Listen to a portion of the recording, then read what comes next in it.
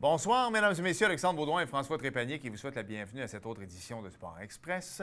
Monsieur Trépanier, mes hommages. Salut Alex, on a un beau décor en arrière, là. Oui, je vais y revenir tantôt. Écoute, est-ce que tu trouves qu'il y a une bonne connexion? T'entends bien? Absolument. Non, parce que moi, depuis 12h45 aujourd'hui, je suis Pfizerisé. Oh, c'est fait! Oui, c'est fait. Alors, Ah, ben félicitations! je n'ai pas 45 ans pour les gens qui se disent « Mon Dieu, t'as l'air dans la fleur de l'âge, dans la trentaine. » Oui, donc, je n'ai pas 45. Je me serais attendu, par contre, Alex, à une petite photo peut-être sur Twitter en Pas tant du- qu'influenceur. Non, pas du tout. D'abord, je n'influence absolument rien. J'aurais pu t'envoyer la photo, François, pour Ouais, que tu j'aurais aimé ça. partages sur les réseaux sociaux. Bon, on aurait pu la mettre dans l'émission. Ben, je sais, mais non, je n'ai pas pris de photos. Par contre, j'ai ma preuve ici. Mon prochain rendez-vous, François, c'est... L'été va être presque terminé. C'est au mois d'août. Hein, Ben, mon félicitations, prochain Alex. rendez-vous. Puis, sérieux, ça a bien été. Effet secondaire? Ben, en fait, on m'a dit que c'était le bras. Le Pfizer, c'est un peu la Cadillac du, OK. du vaccin. Donc, là. pas de maux de tête, maux Ben, de cœur. écoute, c'est depuis 12h45 aujourd'hui. OK, On- c'est on tout est en récent. fin d'après-midi. Oui, oui, définitivement. Et je l'ai fait sérieux, là, parce que je ne suis pas monsieur vaccin, on va se le dire. Là. Moi, le vaccin de la grippe, je pense que je ne l'ai jamais eu. J'ai été vacciné contre la varicelle. Là, Ouais. mais pourquoi est-ce que je me suis fait vacciner pour celle-là? Là? C'est juste qu'on s'en sorte, c'est tout. Absolument. Regarde, qu'on y croit, qu'on n'y croit pas, là, ça va prendre ça pour qu'on s'en sorte. Puis moi, pour arriver aux 75 les gens qui Immunité veulent, collective, Alex? les gens qui veulent pas, sais-tu quoi? C'est correct aussi. Ah, absolument. Tu sais, moi, là, Tout à fait. vous avez le droit à votre opinion, j'ai pas de problème avec ça. Moi, je l'ai fait. Si vous voulez pas que grand bien vous fasse, là, tu sais, Ouais. mais moi, je l'ai fait. Puis voilà, on va passer à autre chose. Mais oui, écoute, merci aux gens et au bois, François, parce que j'aimerais te présenter mon cabanon. OK? Cette année, j'étais censé refaire le cabanon. En fait, c'est Ah. pas vrai, j'ai pas mal une construction neuve. J'étais censé faire le cabanon. Et avec l'augmentation des prix du bois, Ich. c'est... j'avais quand même... Ben, il y a quand même des bois là-dedans. Oui, j'avais quand même des bons fers avant, mais là, j'étais dû pour changer, ça faisait une quinzaine d'années. Mon père a toujours joué avec du ping, François. Mais mon père est gaucher. Alors, j'ai jamais pu utiliser ces pings. Alors, je me suis fait plaisir cette année et je suis allé me chercher mes pings. Tu les as essayés, hein? Ah non, écoute, c'est des clubs, ça, Alex, on jase. Et je veux remercier Sylvain Patry Oui, d'International 2000. qu'on a reçu parce il y a que- 2 semaines. Exactement. Parce qu'il y avait le gars de Callaway qui était là en fin de semaine. Je suis allé jouer au golf avec mon ami Vincent et mon ami Yves. Et les gens de Callaway étaient là. Et je me suis fait faire, je ne l'ai pas reçu encore, mais je me suis fait faire un driver sur mesure. Oh my God, on niaise pas, hein? Et je me sentais comme un pro, François. Filmer la vitesse de mon L'analyse élan, de tout ça. l'analyse de tout ça. Et Sylvain m'a accompagné là-dedans. Et c'était formidable, mais encore là, comprenez-moi bien, je ne change pas mes bâtons de golf à chaque année. J'ai investi cette année, mais moi, je vais être correct pour les 15-20 prochaines années. Là. Donc, ça revient un bon investissement. Ça revient à un bon investissement. Peut-être lorsque Marie-André a vu la facture sur le coup, ça donne un choc. Non, Marie-André n'a rien vu parce que d'abord, c'est les bonus. À un moment donné, il faut que tu passes tes bonus. Là, tu sais qu'est-ce que c'est. Alors, les bonus sont passés là-dessus. Mais encore là, Marie-André veut se mettre au golf plus sérieusement. Mais les filles aussi. Parce que ça, tu sais quoi, c'est pas du patin. Hein? Fait que moi, je dis à Marie-André, et aux filles, je dis, moi, si vous voulez venir avec papa et avec Alexandre sur un terrain de golf, vous allez aller prendre des cours. Absolument, pas le Et choix. avant de venir, parce que d'abord, il y a des gens qui jouent en arrière, puis pas très patients. Fait que, tu sais, à un moment donné, apprenez à frapper la balle. Surtout sur un terrain, hein? Oui, on va vous apprendre à bien frapper la balle parce que le golf, si tu joues mal, tu n'aimeras pas ça. C'est ça pareil. Là. Tout à fait. Mais Un bon achat. on en est là. Puis, on jasait du terrain. Le terrain est beau, 2000, hein? Très beau. Puis surtout qu'il a neigé la semaine passée. En Fait que plus. Ouais. je sais pas si je devrais faire... Je suis vacciné, là, mais je sais pas si je devrais faire ma quarantaine parce que... T'es passé aux États? Je suis allé. J'ai une petite vidéo, on la voit en ce moment. Là. On rappelle que le terrain est vraiment collé sur la frontière américaine. Ben ouais, écoute, j'ai fait un croche. Là. Allez Écoute, saluer Sleepy Joe. je suis allé saluer Sleepy Joe. François, toi, la vie est bonne? Absolument, la vie va bien. Puis, belle émission aujourd'hui. Je suis content. On parle de baseball. Ça fait longtemps qu'on voulait en parler avec François Lafrenière. Ah, hein? oui, monsieur. Et en plus, François, on va faire une pierre deux coups parce que, d'abord, c'est un lanceur toute étoile avec Ouais. les Pirates Maçonnerie Pro Conseil. Mais tabarouette, je suis tellement content parce qu'il redonne au prochain. Il est rendu directeur de développement, mais avec l'Association du baseball, Baseball mineur ici à Saint-Jean. Alors, François Tellement va le pouvoir fun. donner un coup de main. Il est sur le conseil d'administration, comme tu l'as dit, redonne aux jeunes de la région. Ça a été un gars qui a joué pro, François, au baseball, puis il est encore très bon. Alors, c'est un plus pour l'organisation du baseball mineur de Saint-Jean. Voilà. Ben, j'allais faire une petite approche, mais non. Bienvenue à Sport Express.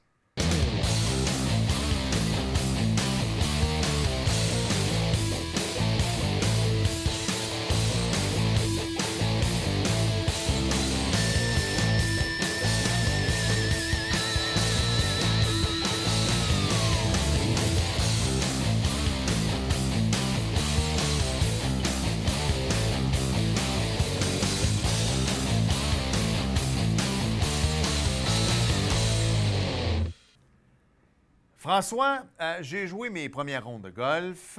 Il commence à faire un petit peu plus chaud. Écoute, des fois, il fait un petit peu plus froid quand même, là. Ouais. Mais ça sent la balle. Ah, ça sent la balle, surtout pour toi aussi, là. Et oui, pour moi également. Et il y a un endroit au Québec où la balle est en progression au niveau des inscriptions. On va en parler avec... Écoute, je suis content de savoir qu'il est le directeur de développement pour les Pirates ici dans la région. Non, pour le baseball mineur. Pour le baseball mineur, exactement. Il ne s'appelle pas les Pirates? C'est l'Association de baseball mineur. Ah, OK, mais je vais demander. Je pense qu'il s'appelle les Pirates, pareil. Un bon ami à nous, François Lafrenière, est avec nous autres. Salut, Frankie Boy. Salut les boys, ça va bien? Ça va très, très bien. Lanceur merci. étoile aussi, Lanceur on doit étoile, dire. on va se le dire, là, avec les Pirates Maçonnerie Pro Conseil. Écoute, moi, quand je jouais dans l'élite à l'époque et que je venais ici, je jouais contre les Pirates. Alors, est-ce qu'au baseball mineur, c'est encore les Pirates, François? Bien, dans le fond, le 2A s'appelle les Pirates, c'est l'organisation des Pirates du Richelieu. Puis le baseball, tout ce qui est baseball mineur, s'appelle l'association, la Ligue de baseball mineur de Saint-Jean. Puis ça, Okay. les équipes vont avoir plein de différents noms à l'intérieur là, dans toutes les catégories. Là. Fait que c'est vraiment la Ligue de baseball mineur de Saint-Jean qui se trouve à être tout le baseball mineur, à l'exception du 2A qui est les Pirates. Là. On était bon. Tout ce qui est élite. Écoute, 50 de la réponse. 50-50, c'est parfait. C'était bon. Hey, écoute, on va en reparler des inscriptions en deuxième partie d'entrevue tantôt, François, mais revenons un peu sur les Pirates Maçonnerie Pro Conseil. Le gouvernement Legault a une conférence de presse là, à 1h aujourd'hui. Ils ont dit qu'il était pour avoir un calendrier, un échéancier sur les prochaines semaines, parce qu'on touche du bois présentement, mais ça va relativement bien ici au Québec. Est-ce que tu penses qu'on devrait avoir une saison simili-normale, ou du moins plus normale, ou commencer plus de bonne heure que l'an dernier? Moi, je reste assez optimiste. L'an passé, malgré tout, on a quand même réussi à jouer une demi-saison, c'est-à-dire 16 matchs, plus nos séries éliminatoires qui étaient normales, là, des 4 de 7 comme d'habitude. Fait que moi, j'aimerais ça qu'on soit capable d'en jouer au moins 20-24. Ça ferait mon affaire. Mais regarde, moi, je vais prendre ce qu'on se fait donner. On est quand même optimiste. La vaccination va bon train. On va voir comment que ça se passe dans les prochaines semaines, en espérant qu'il n'y ait pas d'autres tuiles qui nous tombent sur la tête, parce qu'on ne sait jamais ces temps-ci. Là. Mais on garde confiance d'avoir une saison au minimum de ce qu'on a eu l'an dernier. Frank, je veux qu'on en parle justement de l'an dernier. On n'a pas fait de retour sur la dernière saison des Pirates Maçonnerie Pro Conseil. Vous avez quand même eu une belle saison des séries. On a vu des duels de lanceurs entre nos deux amis François Lafrenière et Carl Gélina, deux Joannais qui sont extrêmement reconnus dans le baseball au Québec. Il y a eu de la bonne balle l'année passée. On le sait qu'on a eu un creux de vague, si on veut, pendant l'été. On a pu pratiquer des sports avec la pandémie. Comment ça s'est passé du côté de votre saison de baseball l'année passée? On a eu une belle saison comme les Pirates, on est capable d'en avoir. Un peu plus de haut et de bas dans notre saison régulière écourtée, mais on avait un petit peu moins d'objectifs en saison régulière. On s'est vraiment servi de la saison des 16 matchs comme un espèce de gros camp d'entraînement en vue des séries, en partageant un peu plus le temps de jeu entre les gars, en essayant de... on avait vraiment moins d'objectifs de performance en saison, mais on a quand même, je ne me souviens pas exactement, mais on a joué autour de 500 au moins. Puis on est arrivé dans les séries, comme d'habitude, prêts à être super compétitifs. On a eu une belle série contre Montréal qu'on a éliminé. Puis par la suite, on a affronté Victoriaville, qui était l'équipe favorite. Le fait que la Ligue Can-Am avait annulé sa saison, avait fait qu'il y avait beaucoup de joueurs qui étaient tombés dans leur cours, des joueurs de calibre professionnel. Fait que ça a été vraiment un gros challenge contre eux. Qui avait les Carl Gélina, qui avait les David Glaude, qui sont des joueurs établis.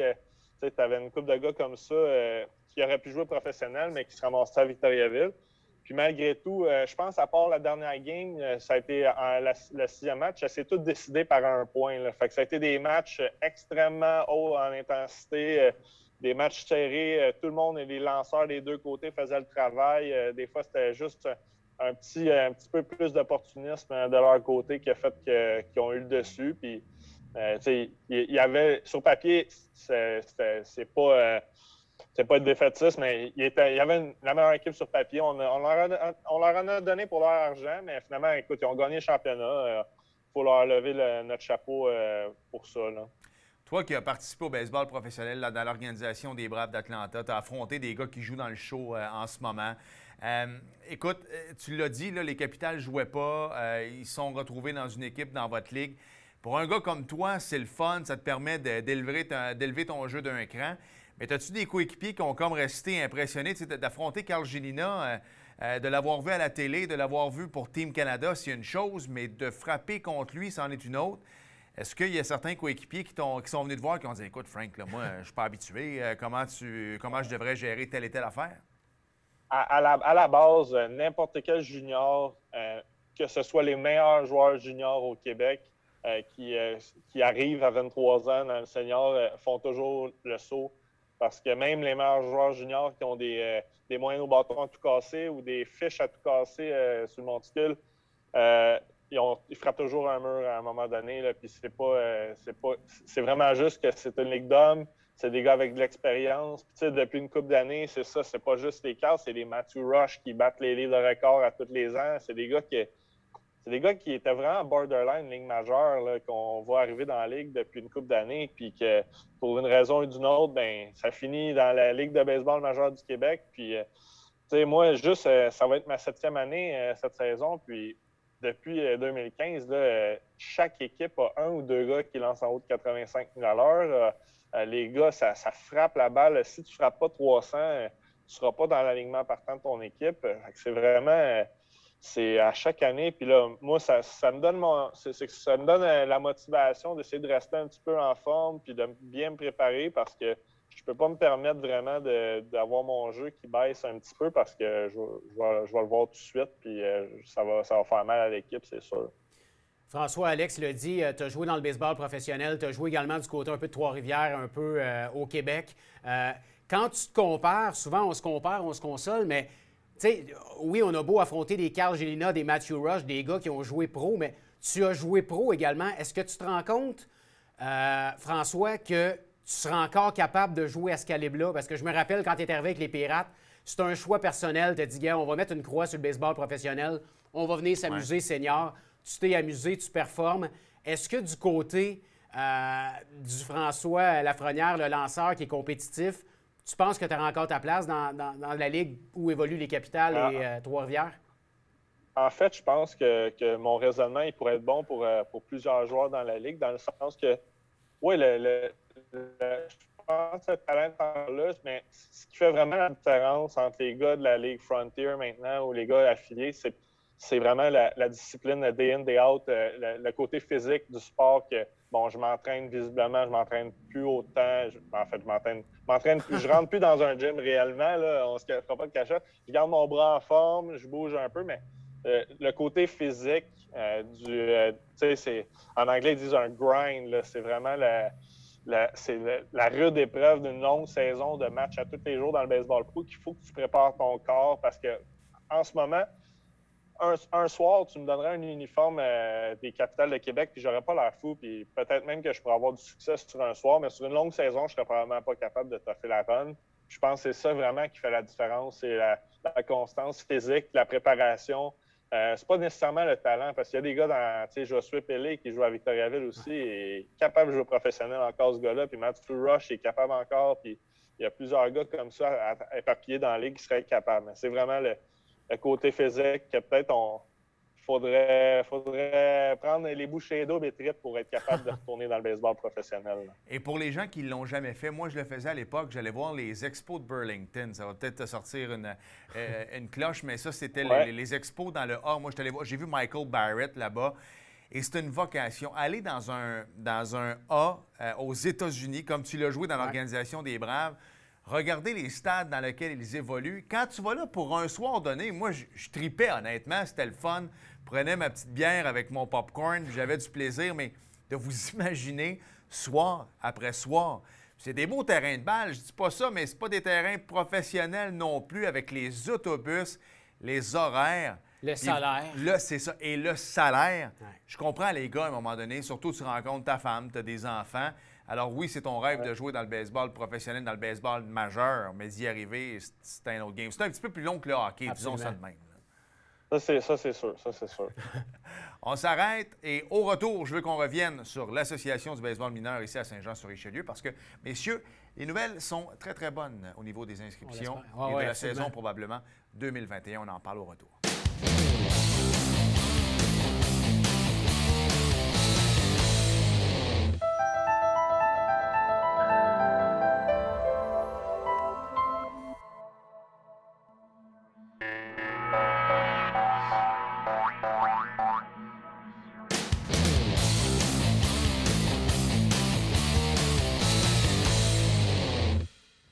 On va se le dire, là, les deux François, quand les Expos ont quitté en 2004, ça a été désastreux pour Baseball Québec. C'était un peu normal. Les jeunes arrivaient, ils ne savaient pas trop sur quoi s'identifier. Puis le père de famille, lui, était écœuré de ce qu'on avait vécu avec les Expos. Avait de la peine aussi. Avait de la peine. Puis dis-toi une affaire, où si tu allais voir du baseball, c'était au stade. Puis c'était pas un stade de balle non plus. Fait que souvent, on a peut-être commencé à délaisser. L'avantage que les Expos soient partis, s'il faut en trouver un, c'est qu'il a fallu aller à l'extérieur pour voir des matchs de balle. Oublie Toronto, les gens ont commencé à aller à Baltimore, aller à Boston, aller à New York. Et là, ils se sont dit, attends une minute, là, c'est ça, un stade de balle? Et là, finalement, ils se sont réintéressés à la balle. Le baseball, je trouve que les athlètes dans le baseball majeur aujourd'hui, c'est des vrais athlètes. Ce n'est pas des John Kruk qui jouent au premier but pour les Phillies comme c'était le cas à l'époque. Et le baseball est le fun, le baseball est jeune, le baseball est dynamique et ça se voit dans les inscriptions. Et François, tu peux nous en parler, là. Je pense que ça va être une très, très belle cuvée au niveau des inscriptions 2021 ici à Saint-Jean. Parle-nous-en un peu. Vraiment, vraiment beaucoup. C'est quelque chose, les bénévoles ont de quoi vraiment être fiers du travail qu'ils font pour... à la base, c'est parce que le baseball devient de plus en plus populaire, mais c'est un peu juste une preuve que ça s'en va dans la bonne direction, que les efforts qui sont faits par les bénévoles, ça rapporte, puis que le baseball, on est capable de montrer aux gens que le baseball, c'est un sport intéressant, c'est un sport dynamique, puis qu'il y a du plaisir à avoir en jouant ce sport-là, parce qu'à la base, c'est ça le but. Le but, c'est d'amener un jeune à essayer le baseball, qu'il ait du plaisir, puis d'essayer de maintenir ce plaisir-là le plus longtemps possible. C'est comme ça que on peut garder nos membres, parce que c'est beau. Là, cette année, on a dépassé les 500 inscriptions là, pour la première fois. C'est vraiment exceptionnel. L'organisation de baseball mineur à Saint-Jean, c'est une des plus volumineuses en termes de nombre de jeunes à travers la province. Là. Fait que c'est quelque chose on peut être vraiment fiers du travail accompli ici par l'organisation. François, lorsque tu es arrivé ici à Saint-Jean-sur-Richelieu, tu étais seulement un joueur des Pirates. Maintenant, depuis quelques années, tu es rendu un Joannais, tu as rencontré ta conjointe ici à Saint-Jean, tu travailles à Saint-Jean-sur-Richelieu. Qu'est-ce qui fait que maintenant, tu décides de donner de ton temps également à l'Association de baseball mineur? Parce qu'on te lève notre chapeau. C'est un beau geste que tu fais, un gars qui a joué pro. Est-ce que tu le vois pour toi une façon de redonner aux jeunes de ta ville d'adoption? Bien, vraiment. Tu sais, moi, comme tu dis, je me suis établi avec le plus grand des plaisirs à découvrir cette ville-là. Puis, je veux dire, je me verrais plus rester ailleurs à partir de maintenant. Puis là, une fois que je suis installé ici, bien, c'est sûr, je veux dire, le baseball, moi, c'est ma vie. C'est la chose que je connais le plus au monde. Puis, c'est sûr que je peux en faire profiter à des gens. Puis, même des fois, quand un peu ma motivation, j'ai le goût de faire autre chose, mais ça finit toujours par revenir, puis j'ai le goût des gens, j'ai le goût que les jeunes aient le plaisir que moi j'ai eu à faire ce sport-là, puis à le faire de la bonne façon, puis j'ai été chanceux quand j'étais jeune d'avoir, j'ai été chanceux d'avoir une bonne génétique de mes parents, mais aussi j'ai eu du plaisir, puis j'ai eu des bons entraîneurs, puis ça a juste fait un beau mix que ça a fait le joueur de balle que je suis devenu, puis j'espère pouvoir aider certains jeunes pas nécessairement avoir le parcours que j'ai eu, mais juste jouer longtemps, puis avoir du plaisir longtemps, puis finir dans une ligue de garage s'il faut, dans une ligue de balle molle, mais le but, c'est de transmettre la passion au plus de gens possible. Je pense que c'est ça qui est important. Qu'est-ce que ça mange en hiver, François, un directeur de développement dans une association de baseball mineur? Parce que souvent, au niveau élite, on pourrait comprendre dans le Midget 3A, au niveau du baseball élite, junior, Baseball Canada, mais dans une association de baseball mineur où, dans le fond, oui, le sport élite, c'est une chose, mais que la majorité de tes joueurs vont jouer dans le A ou dans le B ou dans le C, à quoi ça sert? Moi, c'est la première fois que je suis sur un CA, et puis les meetings sont constants. C'est incroyable le nombre de temps puis le dévouement de ces gens-là. Moi, je pourrais jamais les féliciter assez de faire ce qu'ils font parce que c'est vraiment tout, là, que ce soit de prévoir les uniformes des petits à tomber. C'est vraiment... on peut rien échapper, là. Puis c'est un gros CA qu'on a. Je pense qu'on est 24. En tout cas, on est plus que 20 assurément. Puis chaque personne a sa tâche.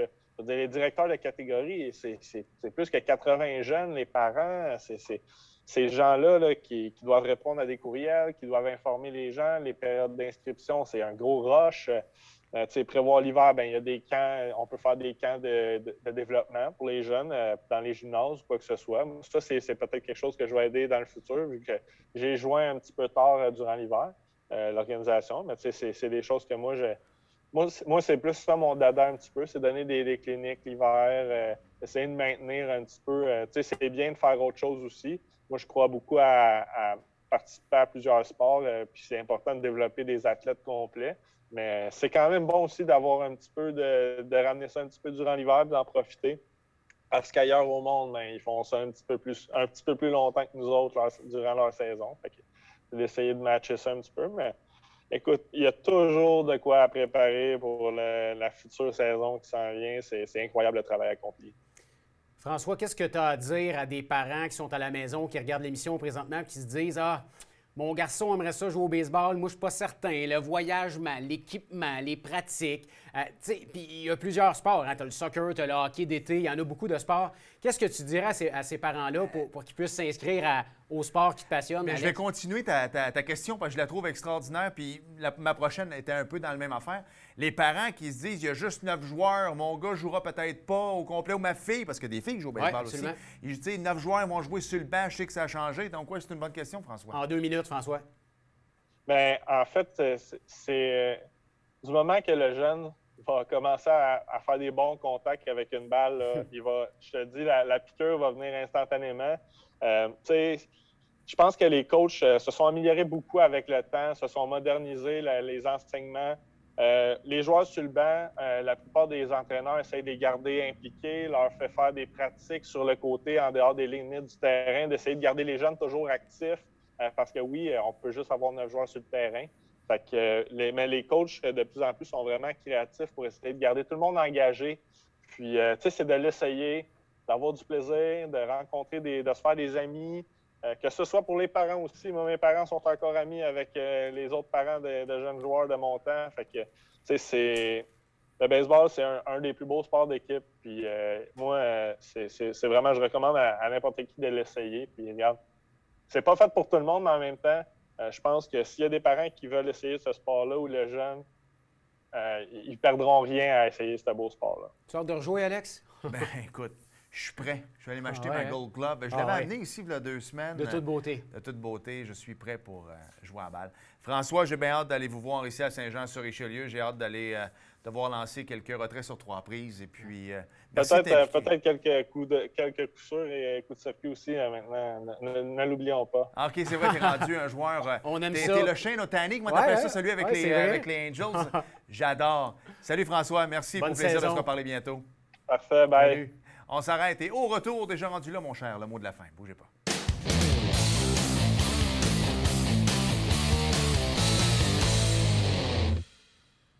Nous sommes de retour à Sport Express et en ouverture, on a parlé un peu de golf, François, et avant de parler de NASCAR, je vais te parler d'une histoire. On voit des images présentement. Je sais que tu es un passionné de golf et souvent, on a tendance à voir les millionnaires du golf, mais il y a une histoire derrière ça. Puis c'est pas tout le monde qui l'a eu facile. D'abord, ils ont passé par les rangs universitaires. Puis il faut que tu gagnes ta carte, là. On va se le dire, là. Beaucoup d'appelés, peu d'élus. très bien dit. OK? Beaucoup d'appelés, peu d'élus. Et là, on voit des images de Michael Wysocki. Lui, il a 27 ans. Pourquoi est-ce qu'il pleure comme ça? C'est que depuis 7 ans, François, depuis quel âge de 20 ans, il est sur un circuit amateur. Il ne doit pas gagner sa vie bien. Il doit être un il doit donner des cours de golf, probablement. Lui, il est dans le sud de la Floride. Il a gagné 7 fois le South Florida Tour. Écoute, je ne savais même pas que ça existait. Bien connu dans sa famille. Oui, bien connu dans sa famille. Et là, lui, on voit là, présentement, il a gagné le tournoi de qualification pour un tournoi en fin de semaine. La PGA. Parce qu'il y a des gens qui l'oublient, mais il y a souvent des tournois comme ça. Il y a toujours une ou deux places. C'est les 2 premiers qui gagnent, qui vont aller à ce tournoi-là. Puis c'est souvent les mêmes, on va se le dire. Là. Mais là, dans ce cas-ci, lui, il n'a jamais pris de départ sur la PGA. Incroyable. Il appelle son père en larmes, les sacrifices qu'il a fait. Puis je trouvais que c'était un beau complément avec l'entrevue qu'on vient de réaliser avec François, parce que François l'a vécu, lui, dans les circuits mineurs au baseball. Puis les gars qu'on voit dans le baseball majeur, il y en a qui ils ont été repêchés, ils ont fait 2 ans dans les mineurs, puis gros contrat dans le baseball majeur. Mais des Chris Bryant, là, c'est pas tout le temps ça. Non. Puis souvent, ils arrivent dans le baseball majeur à 23, 24, 25. Ils ont des enfants. Ils ont été 2 ans dans le 3A à gagner 300$ par semaine. Beurré de beurre de pinot pour manger. Oui, se promener en autobus, des longs trajets. Alors, je trouvais... Bel exemple de persévérance. Oui, vraiment. Ouais. NASCAR? Il y avait du NASCAR. C'était à Kansas. Écoute, as-tu vu? C'est qui s'est planté, Richard? C'était à Talladega. Écoute, il y a eu un accident spectaculaire, là. Logano? Ouais. Lui, il a fait un vol plané dans sa voiture rouge. J'ai vu l'image. Richard l'a mis sur Facebook. C'était de toute beauté. Ah oui, écoute, il a été chanceux parce qu'il a dit après ça qu'il était heureux d'être en vie. C'est tout qu'un accident. Mais la course a quand même terminé. Brad Keselowski a fini premier. William Byron a terminé 2e. Et là, attention, lui, on ne l'avait jamais entendu parler, François. J'aime bien. Je trouve qu'il a l'air du vrai gars de NASCAR. Regardez-moi ça ici, vrai, avec son habit jaune, là. Michael McDowell, je m'attends à rien d'autre que d'un nom de NASCAR. Tu sais, le but du Canadien compté par Michael McDowell, c'est ordinaire. Mais... En NASCAR. Who's on first? The last turn, Michael McDowell. Ça suit, c'est Michael McDowell. Alors, il a terminé 3e. Et là, bonne nouvelle, il y a une course en fin de semaine. Le prochain est Kansas. Puis Raphaël Lessard va être là également. Ah, qu'on est content. Ah oui. Merci François. Merci Alex. Merci à vous d'avoir été là. Soyez prudents. Salut. Et à la semaine prochaine. Bye bye.